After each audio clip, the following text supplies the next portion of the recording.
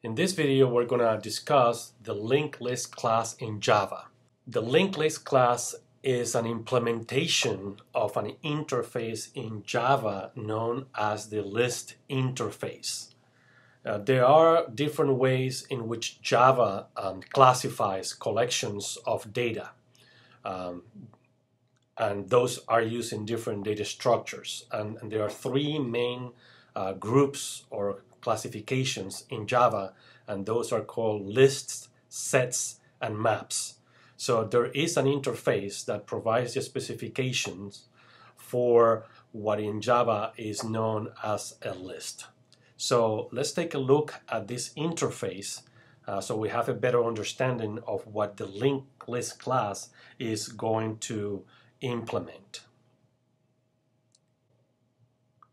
If you go to the Java API for version 8, you can display what you see on the screen, which is the interface list.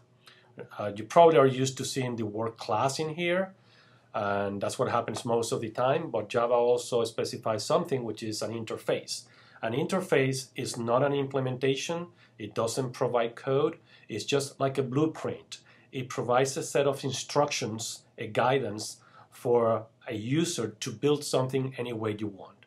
So if we are going to build a list in Java, we need to follow the specifications, the instructions given by this interface. And there are many ways to implement this interface. We're going to see in a couple of minutes that one of the most common ways to implement the list interface is by using a Java class called the linked list class. So as an interface, it has a series of methods, and I'm not going to cover or discuss all the methods. I'm just going to cover the ones that are most commonly used. So as you can see, there are several methods to add. So there are two methods to add. These are commonly used. There is add that requires an object. Obviously, if we want to build a collection, if we want to build the list, we build by adding one object at a time. It's important to understand that if you use this method, the value that you're adding to the list will be added at the end of the list, which means it's being appended. The second version of the add allows us to add also a value, but at a position that we want. So we're not appending anymore. So depending on the value of this index, we could add the new value at the front of the list, and the middle of the list, or at the end of the list. In other words, in any position that we want. Let me clarify two issues here. The first one is this value of index. So we're talking about a list. So it may be that the list is implemented using an array or is implemented using a linked list. In either case, we are going to be using indexes as positions of the elements of the values in the list. The second thing that I want to talk is about this E, and this E is simply sort of like a placeholder.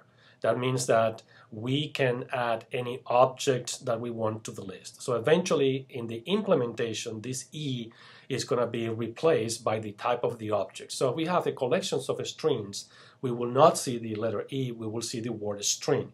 If we have a collection of random numbers, then we will see the word random, so on and so forth. The next method will be the method contains. Contains is the word that Java uses for search. So this is a search method that, given a particular value, an object, is going to return true or false. You know, the item could be or could not be found in the list. Get is commonly known as an accessor. It gives us access to a particular value, an object in the collection. And again, because we're talking about lists, lists have indexes, so what we have to specify an index. Caveat here, remember that indexes in Java starts at 0 and have to be positive. So we need to make sure that that index makes sense, not only syntactically, for example, cannot be negative, but also cannot exceed the largest numbers of elements. So it has to be a value that makes sense for our collection. Another method that is very useful in a list is the method isEmpty. The name clearly explains what this does. It tells us whether or not the list is empty. It's very important when we test lists, collections of values, to know if they're empty, because that could be a very important case. And in many cases, then there is nothing else we have to do if the list is empty. Next in my list is going to be two other methods, methods to remove. And there are several versions, but the most commonly used are these two. And in order to remove a value from a collection, typically what we provide is the value that we want to remove. And this will do everything that needs to be done in terms of relocating the remaining items, or if the particular value is not present on the list, then it will do nothing. And the other way to remove a value is by indicating the position of the value if it is known to us. And again, we have to be careful with the value of the index. Index have to make sense within the context of our list. Then the last two methods that I want to discuss are the methods set and size. Set, obviously, is a mutator, allows us to change the value of one object in the list. So in order to change the value, we need two things, right? We need the new value, that's the second parameter. And the first value is, okay, which is the element in the list that we want to change? And the last method will be size. This happens to be very, very useful to know how many elements we have on the list at any given time. So this method will return an integer representing the numbers of elements in the list. Now I want to go to the Java API for the class linked list.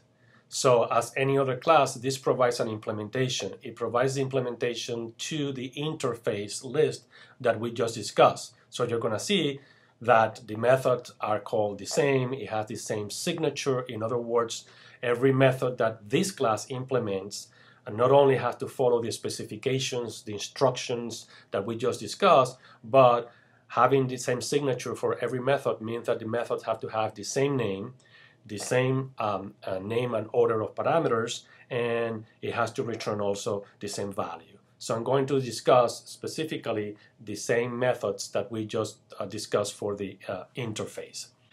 First thing to notice is how is the linked list built? Okay, well, the linked list is built by using a double linked list. And what that means is every node has two references. So it's a double linked list. I'll discuss more of this in a couple of minutes and show you a picture.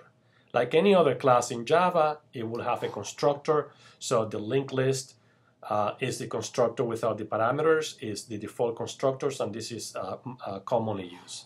And then the methods are going to be very similar to what we just talked about it. The two adds, the add that adds an object appends at the end of the list. The add with an index and the new value to be inserted allows us to insert that value in the index specified. Notice that we're talking about a linked list. We're talking about a collection of nodes with references. It's a double linked list. So what is this index? Because this is not an array. Well, it's simply a position. So the rules are going to be the same as there always are for indexes in Java, meaning the index lowest value will be 0. Indexes have to be integers, they have to be positive, and we have to be careful with the value of the index so that we don't exceed the numbers of elements on the list. So it has to be a value between 0 and the numbers of elements on the list -1. So the list doesn't have an index, but that will indicate a position. If the value of the index happens to be 1, that means the second node, because the first node in the list will have index 0. The second node is the one that has index 1. Then we have a search, and again, this method is going to search the list, return true or false based on whether or not we find a match for the object that is given to us. And the type of search is going to be a linear or sequential search. So this is going to start at the beginning of the list. Remember that when we have linked list, we have a reference that let us know where the beginning of the list is. So we have something called front or head. So this is a standard. Then we have a method called get, and again, it requires an index. So it's the same observation. It does require an index even when we are talking about a linked list. And again, we have to be careful with the values for those indexes. There's a bunch of other methods that I'm not going to discuss on this point. We'll come back to it when we discuss queues, which is a different type of data structure. So the next two on my list are remove and remove with an index, and remove with a value. Remove the first element of the list, assuming that the list have at least one node, one value. And then the other two are the typical remove. When we want to remove a value from a collection, we either provide the location that we want to remove the first one, remove the last one, remove an element in between, or we provide a particular value to remove that object. And finally, I want to talk about the method set and the method size. So set is typically a method that allows us to change values in the collection. It requires two parameters: index that will indicate which is the element, which is the node that we want to replace, and what is the value that we're going to use it to replace it with. And obviously, this has to be an object. Finally, size is a very useful method to have because it gives us at any time the numbers of elements on the list. It returns an integer. So let's take a look at a short amount of code using the methods that we just discussed from the LinkedListClass API as we just saw. So the first step is to create a list. So what I want to do is to create a list called myList. And that's going to be a collection of strings representing cities around the world. So notice that the word, the capital E that we saw before in the angle brackets now is replaced by a specific class. I'm saying that my list is going to be a collection, it's going to be a list of strings. If I want a list of random numbers, I will replace this by the word random. If I want a list of, let's say, an object that I create, for example, a student information, I will replace this with a student information. And then I'm choosing the linked list implementation. In other words, I'm going to create a list of strings representing cities, and that list is going to use the linked list implementation. There are other implementations for the list. There is something called the LinkedListClass. There is a different video for the LinkedListClass. I encourage you to watch it. Or we can provide our own implementation. So I can decide to create my own class to implement the list interface. And I decided not to use LinkedListClass or the ArrayListClass. Then I'm going to call a constructor to create my list. And these two statements could be done in one single statement. My first step is to create the list and need to add values to the list. So I'm going to use the add method. That requires one string, which is the object, the city that I want to add to the collection. And notice that I'm adding 4 cities: London, Paris, Madrid, and Berlin. Remember that add appends. So the first node has London. The second node will be appended to the list. It will be inserted at the end. So London is followed by Paris, and then Madrid follows Paris, and then Berlin follows Madrid. So London is the first node, Berlin is the last node. If I want to use the method get, that simply displays the value of a particular node in my collection. In this case, it will display the value of a city, and I'm using indexes. So let me remind you that this is a linked list implementation. So it's a little bit strange that we're using indexes because we know that linked lists don't have indexes, but these indexes indicate a position. And the position follows the same rule as indexes in Java. In other words, the first position has index 0. So index 1 is actually the second node, is Paris, not London. Okay? And the second observation is that if this value doesn't make sense, if we provide a value that is too large or a value that is negative, we're going to get an exception, which is the array index out of bound exception that you are familiar with. The method set allows us to change the value of an existing node. So I need to provide information regarding what's the node that we want to change. In this case, the third node is index 2. So I'm about to change Madrid. And then I have to provide a second piece of information, which is the new value. So this statement actually replaces the third node, which currently has value Madrid, and replaces that with the value Rome. Okay? I continue to have 4 nodes, 4 cities in my list. If I want to calculate what the size of the list is, I use the method size, I can store that into a local variable which is integer type. Very useful method. And if I want to delete, I can use one of the several versions of the remove. I'm showing you here the two most commonly used. We either remove providing a value or we remove providing a position. So here I'm saying remove the one that has index 1. So again, important, this is not the first node, this is the second node. Okay, so this will remove the second node in my list.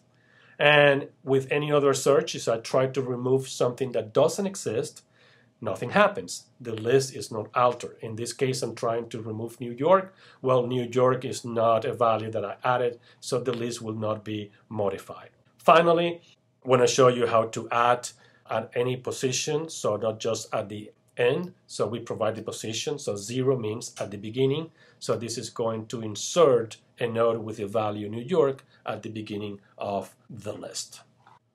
What is on the linked list class? In other words, what are the fields on the linked list class? So the fields are as follows. First, as we saw before when we saw the API for this class, is a double linked list. Okay, what that means is every node has 2 references.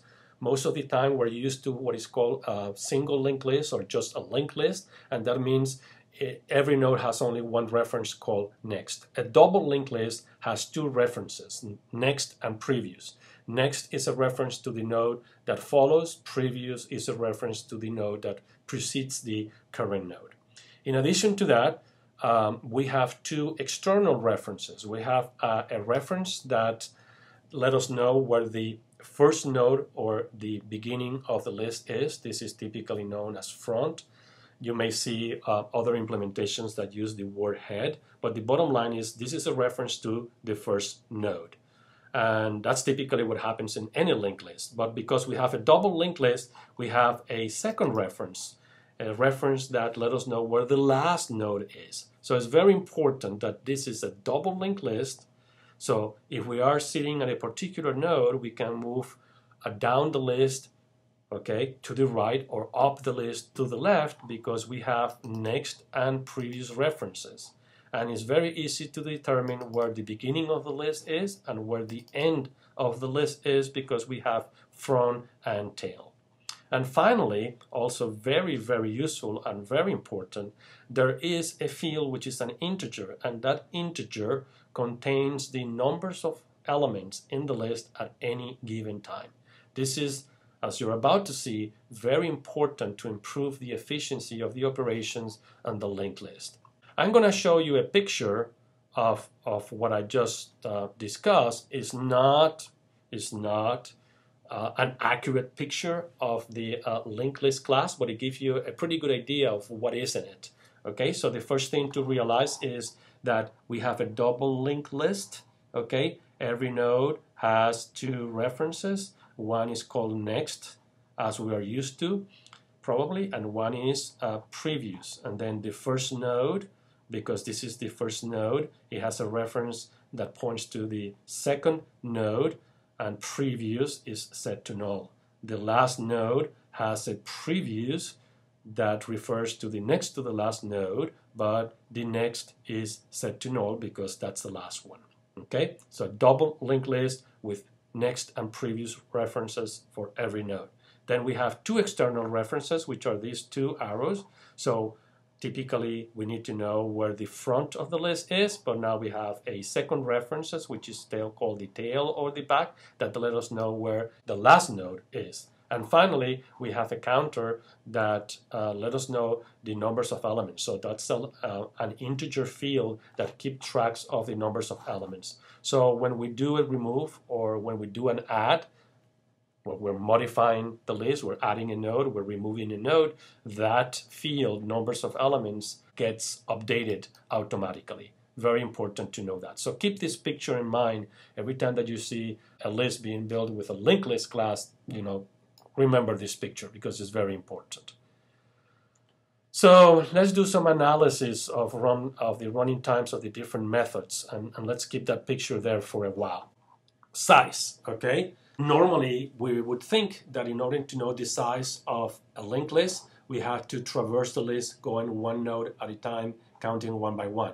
Well, that is not needed because we have a field that gives us the numbers of elements at any given time. Therefore, this is constant. O1 means that it is totally independent of the size of the list. The list could have 100 elements or 10,000 elements or 250,000 elements, and the method size is the calculation, which is the numbers of elements on the list, will be totally independent of the size of the data. So is O1. Very important. Then we see the get and the set, the accessors and the mutators method, all right? And we see that the running time now is directly proportional to the size of the collection that we have. On means that the amount of time that takes to perform this operation is directly proportional to n, which is the numbers of elements that we have in the list at this point. So the larger the list is, the longer is going to take, on average, to execute these two methods, the get and the set. And why is that? Well, because we're talking about indexes, okay? We are trying to find a particular node on the list. But remember, this is a linked list, a double linked list. There are no indexes, so we don't have direct access. This is not an array. If I had an array, then these values will be different. They won't be proportional to n. I will have direct access. But in a linked list, saying get the element that has index 5, well, there are no indexes. So to find the element that has index 5, I have to write probably a loop that says start at the beginning and keep track of the nodes. So this is node 0, 1, 2, 3, 4, 5. So it's sort of sequentially, I have to traverse the list. That's directly proportional to n. Same thing when I use the mutator set. I want to change the value. So I said, for example, change the value of the object that has index 100. Well, then I have to start the only place that I know where to start, which is the front of my list. And one by one, traverse the entire list, one node at a time, and keep track of a counter that tells me, oh, this is the first node, this is the second node, this is the third node, so on and so forth, until I find the 100th node. That's why these two operations, these two methods are proportional to n, which is not very efficient, but that's the only way we can do it in a linked list. The next one is the two add methods. Well, there's one add that simply appends at the end of the list. That's the best we can do, okay? It's constant time, meaning it doesn't depend on the size of your data. It's independent of the numbers of elements. And why is that? Well, because we have a reference to the very last node. And in order to insert, to append a new object, that's all we need. So we have access to this reference here, which is called next. We have access to the reference called back, so it's very easy to insert at the end of the list. On the other hand, the add that provides a location, an index, is, again, proportional to the size of the data. So we go back to what we discussed in here, and the reasoning is the same. Linked lists don't have indexes, so if we are given an index, we have to start from the front of the list and keep track of the numbers of nodes and count, traverse the list one by one. That is very slow and is directly proportional to the size of the data. All right? Now the to remove. Well, remove an object, a specific value. When we discuss the implementation, remember we said this is done with a linear search. Okay? There is no way to search a linked list, but do it sequentially, which means we're going to start at the beginning of the list and compare the value that we want to remove with every value in the node. And if we found a match, then we do the corresponding operations of relinking the nodes, but it could be that we need to traverse the entire list and then conclude that there is nothing to be done. Definitely proportional to the size of the data. So the running time, again, happens to be n. And the index, the one that has index, again, every time that we have index in any method, whether it's a get, a set, an add, or a remove, that makes it proportional to the size of the data. The other two methods are search, and we just discussed that search is a linear or sequential search, and we know that this is proportional to the size of the data, so the running time is also proportional to the size of the data. And there is a method that happens to be very useful that tells us whether or not the list is empty. And again, because we have the reference for the front and the reference from the back, then this is very easy to figure out, right? We know the reference to the front, we know the reference to the back, so we can use either one to determine whether or not the list is empty, but that's independent of the size of the data. So as you can see, we have some operations which are totally independent of the size of the data, which happens to be useful, and some others which are proportional to n, which is not really ideal, but it's also not that terrible. I want to conclude this video by asking you to do the following. If you haven't done so, you should watch a video called LinkedListClass. The ArrayList class is a different implementation of the same data structure, of the same list. But instead of using a double linked list, instead of using a linked list class, it uses an array of references, a regular array of references. So go back there and pay attention to the section in which I discuss the running time of the different methods, and then build a little table that has all these methods, and it has two columns, one column for the linked list and one column for the array list class, and then you can compare and see which one is more efficient when. This will conclude this video.